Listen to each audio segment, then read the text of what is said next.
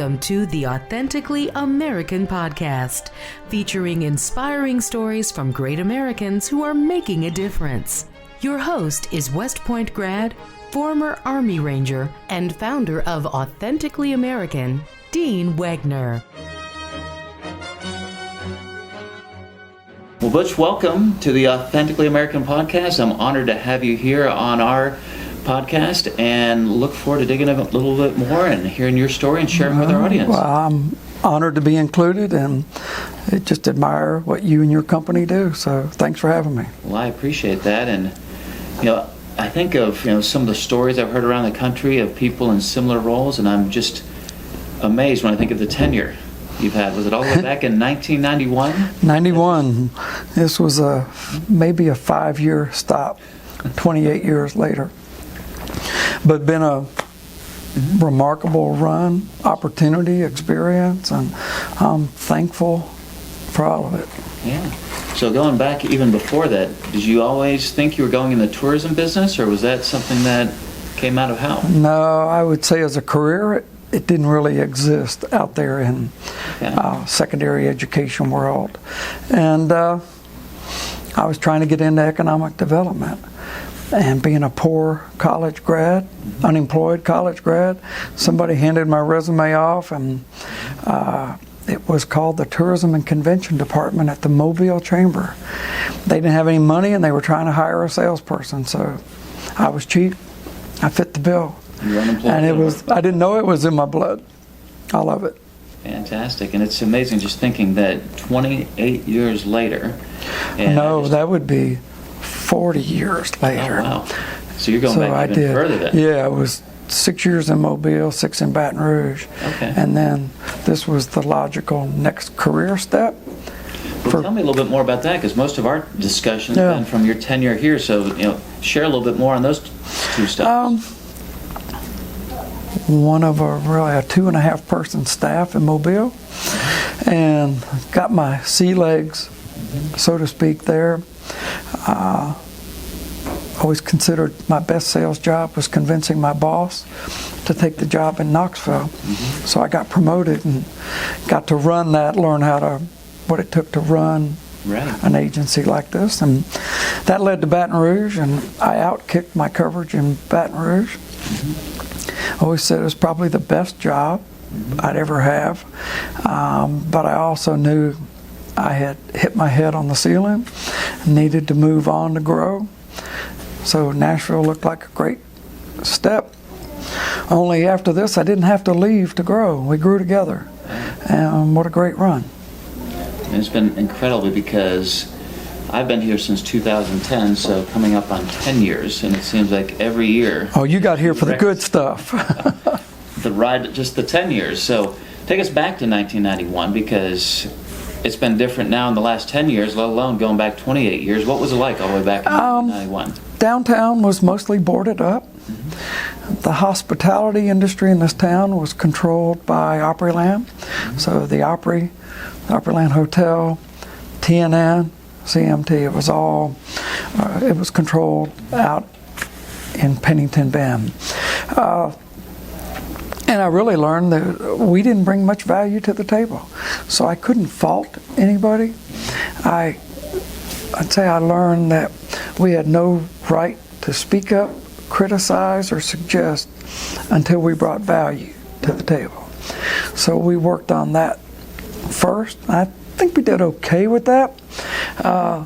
Maybe the two biggest highlights I feel like we played a role in were chasing the Houston Oilers to become the Tennessee Titans, and to a lesser degree involved with the Nashville Predators. And shortly after that, Opryland closed the theme park, sold 2 TV networks, decided to start building competitive hotels around the country. So it was probably the time I would have looked at leaving, but it was like they loosened their stranglehold on Nashville as a destination, and opportunity presented itself. And if I'm not known for anything else, I will drive a truck through a hole of opportunity. And That's kind of what we did. Yeah. Now, I'm Just right there. pig-headed, some would say, but I'm We've persistent. known each other for a few years, and that's one thing I've always admired, because you'll drive right through that wall and smile right going through it. And I hope it's for the right reasons.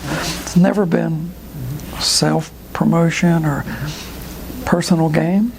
Just, there's an old Jimmy Buffett song, and I grew up in Jimmy Buffett country. Actually written by Mac McAnally, who lives here. It's my job. And the song says, my job to be better than the rest. Whether you're a street sweeper, a banker, a lawyer, doesn't matter. Somebody's paying you to. So I've always Be the best. Yes, and I always say we'll never claim to be the best, but we will always shoot to beat the best. That's kind of how we stay hungry. So, going back, related to that, Butch, all the way back in 1991, as you assessed the landscape here in Nashville and things boarded up, did you have a vision at that point, or was it more survival? What were you thinking when you first started? First couple years was probably survival. But so I'm a Vandy grad, which is probably the reason I got the job, that being on my resume. But when I left Nashville after school, I kind of made the comment to myself and a few friends that Nashville would be the only inland city I would ever live in. And it just had something that I would have been in 78 or 79. I was like, this town's got something special. So when I came back, as soon as I weathered the storm of this guy represents change, it wasn't a vision I could talk about because people would have had me committed. But I had a vision that Nashville's music industry could shine. This city had a creative soul, and we needed to pull the artichoke layers back and showcase it. And did you ever envision 91, 92, those years of survival, that where it's come to at this point? No. Even the first time we thought we had a shot was in 03, 04. We really put it on paper, and we thought it would work, but not at the level that it has worked. I mean, it's beyond a litmus test. It is beyond a study model. It is what's happened in Nashville, especially in my industry. It is the model. But collaboration, cooperation, risk, all those things, most people are scared to do. You know, the tables turn, Butch, because I know we've talked before, and you've got other cities reaching out to you and saying, well, what do you do? What's the secret sauce, Butch? Look, really what I was just saying, that most cities have a hard time. Nashville's strength, cooperation, collaboration, this spirit of community, of let's help each other. Not at somebody else's expense, but for the good of the big picture. And cities have a hard time getting there because they're always worried about their own backyard, their own pot of gold. And like, let's let Nashville win, then we can fight over who benefits the most. Mostly that's worked. It's definitely worked, and I know everyone else across the country appreciates that when they reach out for perspective. And I know you've often said that Nashville is a great event city, and that's been a lot of your focus. And how do you manage that when there's specific events that may target one area, but then to the benefit of the entire city? Well, we would hope that with any event, the city is getting a spotlight shined on it, the general city. Then, if I use July 4th, it's a free event. So we showcase the brand, we drive visitation, we generate PR. But as important as all of that is, the local community gets a free world-class event.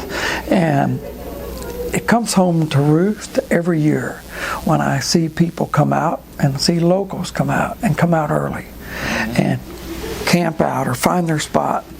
And what hits me is, for a lot of people, it's their summer vacation. And while my job is to fill hotel rooms, simplify it, there's nothing more rewarding than knowing that you maybe have made somebody's year that couldn't afford to do something like July 4th or New Year's Eve. So it's even the NFL draft. It was free. Free world-class event in your back door.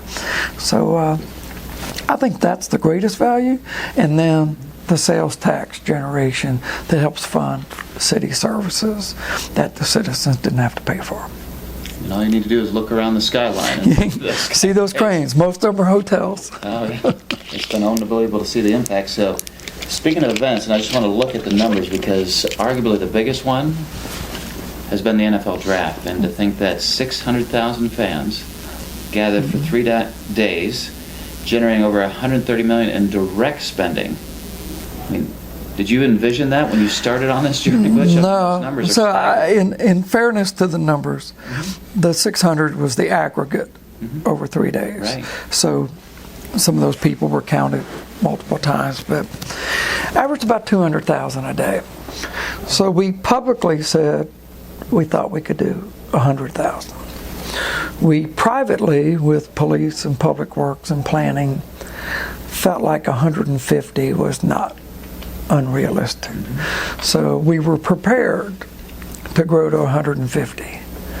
And then we saw the turnout. And if you're in my business, you're pleasantly surprised. NFL could not have been happier. It was the highest rated fan event in the history of the NFL. So they're 100 years old this year. Super Bowls, Pro Bowls, drafts. This event received the highest amount of accolades from the customer, from the fan, of anything they'd done. That means as much as anything that we could compete on that NFL level. I mean, they're the mothership of big events and professionalism. So. And there's been so much, Butch, written about those numbers and the impact and number one fan rated, but remember last time you and I were grabbing a burger, and you started telling me a little bit about those stories early on that, not that they laughed at you when you asked about doing it, but they almost did laugh at you. Like Nashville, we're pretty entrenched where we're at right now. So, yeah, I actually got the Titans, and we went up to New York in May of 2011 and said, you should move the draft. And they laughed, and especially laughed at the idea, but then the idea was coming from Nashville. Then they shopped it a few times and decided not to move. And then they had a conflict in New York, which probably everybody's blessing. They had to move, and they said, we're either going to go to Chicago or LA. And I picked up the phone and said, can we bid? I said, well, we're going to go to Chicago or LA. I go, I know, can we bid? I want to send you a proposal. And in my mind, I just wanted to put Nashville in front of them again. So they finally said, as long as you don't expect a different outcome, I said, your call, use our proposal to leverage the other cities. So we did that. Then they opened it up for bids, and we were right at the start of that. We were hoping to get picked before they formalized the process. And if I say formalized in NFL, you could only envision. So that would be the misstep. We did not make that cut. Like Chicago got it without a real bid. And really Philly did. And then it became a pretty onerous, really thick RFP response. So we didn't make the cut, but we did get selected, and we did, I'm biased, we knocked our socks off.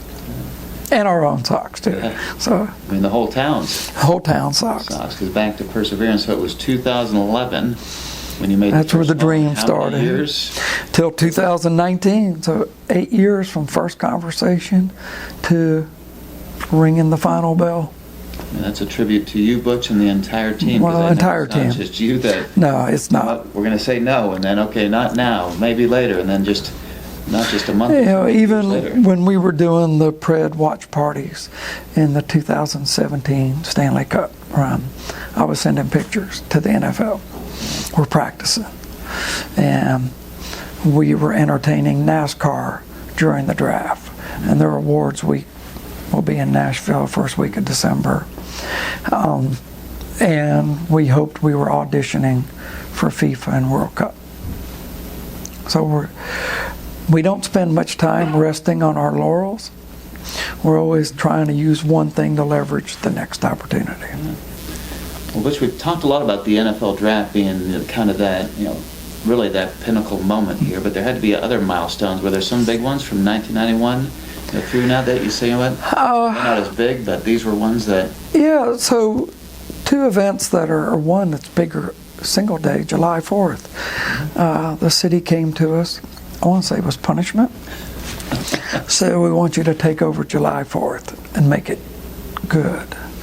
So that maybe 20, 25,000 people would come downtown, and people would stop in the perimeter and watch. It was a 15-minute fireworks show, a cover band, turn on your radio. So last year, 343,000 people in a half-mile radius of the fireworks site. A full day of live music, symphony performing live as the fireworks are hand-fired and choreographed, and CMT televised it. So he took a homespun, small local event, and we sell 25,000 hotel rooms, generate $20 million in visitor spending, give the city a free model showcase event. And we like that we've now entered the conversation of one of the 2 or 3 largest fireworks shows in the country. So we don't compare us with Atlanta or New Orleans. Who does it? Going back to our earlier conversation, when we started it, it was who does it best, and really New York, Macy's. So that's the bar. That's what we will chase. A couple years ago, we had the largest fireworks show in the country. Macy's was pretty upset, which is more fuel for the fire. We let them have it back last year, but maybe we'll retain that. Yeah, it's if I get that right, the 75th anniversary of the end of World War II. Yeah. So we're going to celebrate that appropriately. But New Year's Eve is another one. New Year's Eve, last year CNN and NBC carried it live. 200,000 people came out in the chill of the night. It's become a mile event, and literally, so we had hosts in the crowd. There were people from Australia, from London, from North Dakota, and there were people from all over the world here to celebrate New Year's in Nashville. And in both July 4th and New Year's Eve, the majority are local, Middle Tennessee, which again, I always think if we're going to do an event, the locals should want to come. Now, it's not for the faint of heart or the cold-natured people. We've been down on some of these events, whether it's the heat in July or the cool. We've had the hottest and wettest July 4th, and we've had the coldest New Year's Eve. So you just, it is what it is. We don't stop, and I won't say we're not cold or hot, but no complaints. They keep coming back. They keep coming back. Keep building. So, Butch, looking out into the future, and in 2011, the future was the NFL draft 8 years later, and almost break it up into 2 years. As you're envisioning for the city, are there things on the short-term horizon and the long-term horizon that you envision? Short-term, I mentioned, we had made a point of talking to NASCAR, and their awards week had been in Vegas for the last 10 years. We have it in Nashville for this year and next year. We hope to make that a long-term. We hope we can convert that into an opportunity for a cup race in this city. And at the same time, we're in the hunt on the short list of U.S. cities to be a host for a World Cup. And we think Nashville's ready for that as well. And then next February, and I don't know when we're airing this, but February we kick off the inaugural season for our new MLS team. So that's kind of a special, huge accomplishment. A city of Nashville size to have 3 highest level professional sports teams. Pretty unusual. So we're proud of that opportunity, and all the teams do a great job on game day and fan interaction. It is remarkable to think that we've got professional football, professional hockey, now we have professional soccer, and one of my previous guests was Judge Gonzalez. Oh, awesome. Attorney General for 9/11 and baseball, so he was making sure that, I'm sure he's loved your help and inspiration and how to make that happen as well. We have been meeting with the group trying to lure Major League Baseball here. They have a great group of people they've assembled. I think my last conversation, the missing piece is the sugar daddy, who's going to be the majority owner. Because until we have that, it's a little harder to get everybody's attention, but I don't think that'll be exceptionally hard. It's just important. You get one person then that's you need on the hook for that big check, and that's important. Yeah. That's the only way they succeed. So, Butch, as the numbers year after year continue to grow, do you see any cap or any challenges as these numbers continue to grow for the city? We certainly have growing pains. So if it's a little bit of traffic, onslaught of hotels, 6,000 rooms under construction right now. I think managing that, first of all, we've got to get our arms around it, because success can be good as long as you're in front of it and not chasing it. And right now we're probably beside it. Right. And I think we'll probably overbuild on the hotel side. So then we'll have to catch up with that new hotel supply. I'll bring some rates down, which will make some people happier. But, you don't want to tank in terms of occupancy. You want to stay healthy. Right. And but I think we'll handle that. I guess related to that, with the hotels and near record occupancy levels as well, that price has also been climbing up. And I've heard a little bit of traffic, but I've also had some people say, wow, the price is rivaling New York or Chicago, some big cities. Yeah, we get a lot of grief from hotel rates as high as New York, and say it's a little bit not a fair comparison, because New York has 150,000 rooms, and when you take that average, that brings them down a little bit. If you want to talk Manhattan to Nashville, they would be higher. We have 32,000 rooms compared to 150,000. But our rates have been high, probably more sticker shock than value shock, but shock is shock. And the new hotel rooms will bring that price down. And so there's probably business we've left on the table that we'll be able to go back and say, we didn't mean to price you out of the market, and would you think about us again? That's always the follow-on question I ask Butch as well. It is expensive, but it's a great experience, and are you coming back? And the response has been, absolutely, we loved it. I've always said, and I probably learned it in this market, price isn't the biggest issue anymore. Value is the issue. And Nashville continues to deliver on the value proposition: free live music 365 days a year, world-class events that are free, that you get to consume them in their entirety. Even CMA Music Fest, it's a paid ticket, but there are 8 stages for 5 days that you can take in for free. And you can pay $10 and go in the convention center and get a whole nother array of entertainment experiences. So value. There are people that come to CMA for 5 days and don't have a ticket, and they get all they can tolerate. So again, if you give people value, they will pay. And I think that doesn't mean they're stupid. That means they know what they want, and they just want to get their money's worth. And that's one thing Nashville's held tight on. We deliver good value. Absolutely. Well, Butch, let's shift gears a little bit more to you personally. Oh, don't do that. I'm always interested in this because it's been an incredible 28-year run.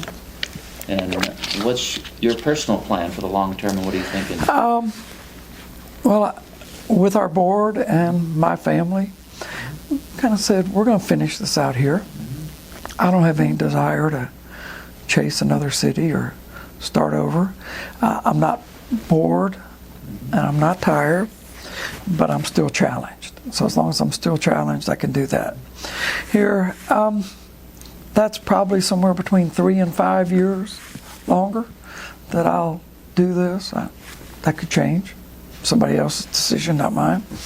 And then I'd like to consult with some cities and help some people figure out how they can do what they do best.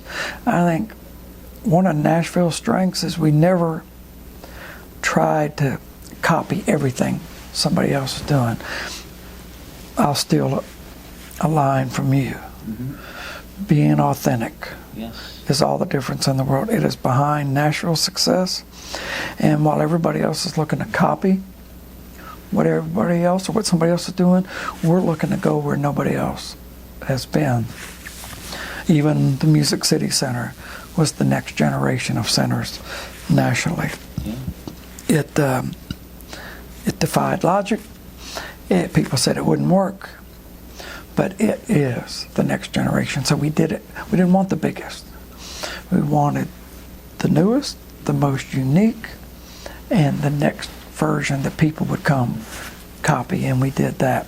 And New Year's Eve, I always say same thing. New York was the bar, but in New York, New Year's Eve is an event. In Nashville, it's a party. So, experience. Yeah, it's a different. You're going to be up close. You get a chance. You're not in a corral. You're not 5 blocks away. You are in the middle of it, and that's not a knock on them because we stole a lot of ideas from New York, but we found a way to do it different. And we drop a music note at midnight, but we also raise it at 6 p.m. And we shoot fireworks, and we invite families. Come out there, kids that want to see something unique that can't stay up till midnight. So we try to, mix that up, but always trying to find a way to be authentic. NFL Draft, they had never infused music into the draft like they did here, and that was our chance to put our stamp on it, including a house band. That had never happened.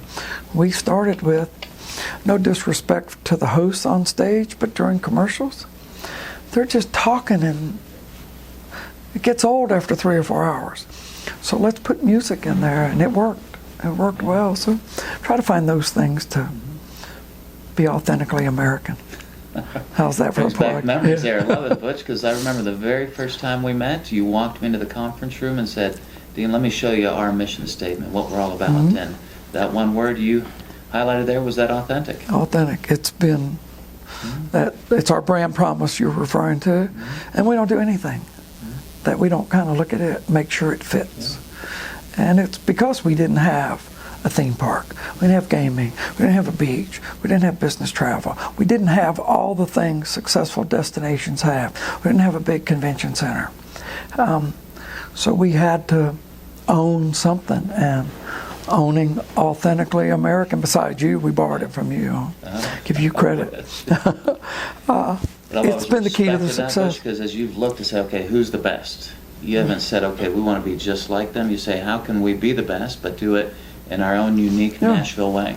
You got to have a bit of a model or a goal, to chase. But if you're just going to copy somebody, what's the fun or sport in that? I want them going, I wish we'd have thought of that. Right. But I always would tell you, you learn from everybody. If you're not learning, or if I'm not learning, I should speed up that retirement conversation. I know you'd mentioned before the consulting, but another idea that I was intrigued about, you'd mentioned that you may even be considering a book. Are you still I am still considering it. Sometimes it scares me. There's the hidden stories, the untold trials and tribulations of surviving that point in time when, today I'm being facetious. Today I'm a lot smarter than I was 5 years ago, just by perception.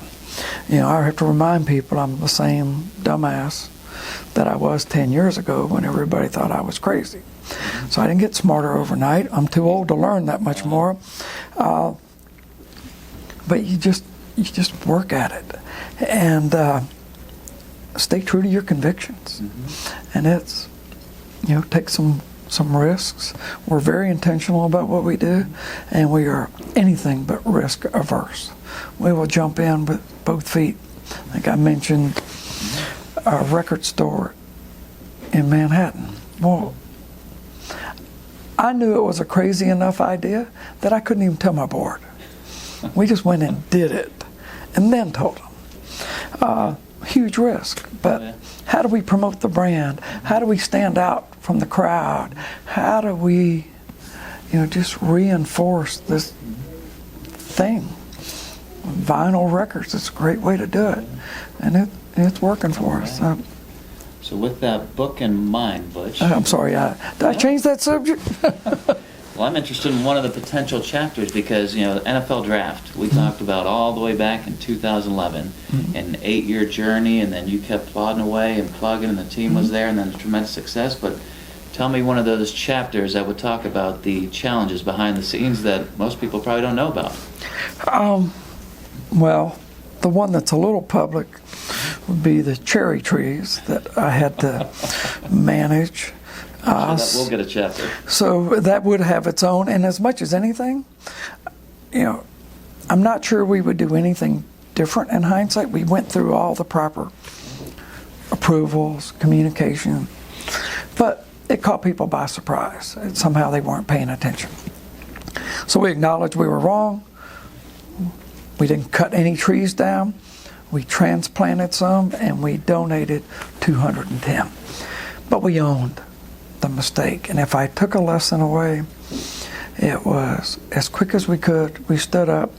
We didn't try to make an excuse, but we said, look, this wasn't some surreptitious, double secret probation, espionage-laden effort to take Nashville's trees. It was just going through the process. Well, the process needed some help. So we owned it, we apologized, and we made the changes on the spot. And I know there's some people still shooting at me and still mad, but I don't know what else you can do. When you see something, it could have been handled better, yeah. Did we take responsibility? Yeah. Did we make changes? Yes. And Nashville won, which is how it should have been. So that would probably get its own chapter.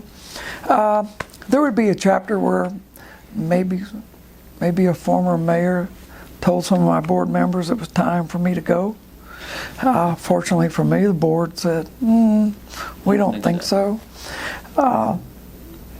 And New Year's Eve would get its own chapter. First year, the stage we put up would be an embarrassment by any standards. And I was like 15,000 people came out, and it was okay.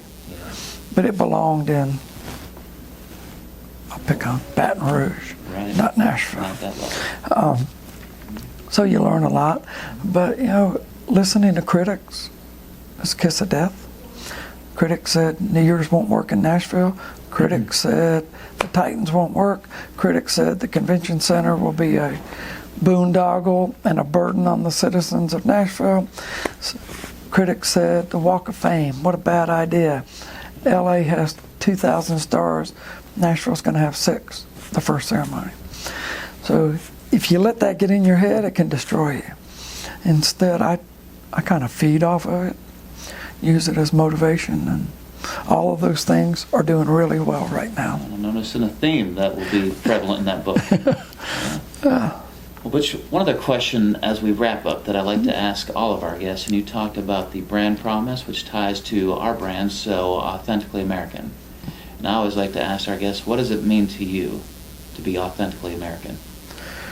Whew, what a great question. The freedom to create, the freedom to take chances with the opportunity to succeed. I think that's what America offers, and I think that's what being authentic really gives you in terms of, if you want to do it different, it's the right place to do it. You don't have to follow the downtrodden path. You can create your own path. And I love that you branded your company that way. Yeah, we've taken inspiration from you and what the NCVC is doing, because we are doing it quite differently. With having a Made in USA being the primary tagline, and everything we're doing, no exceptions, is here creating jobs. And our staff merchandise commercial comes from Authentically American. So we try to live the brand. Well, Butch, I always like to give gifts, and I noticed I need to get you another gift, because your socks, not that they're bad, but they're relatively plain.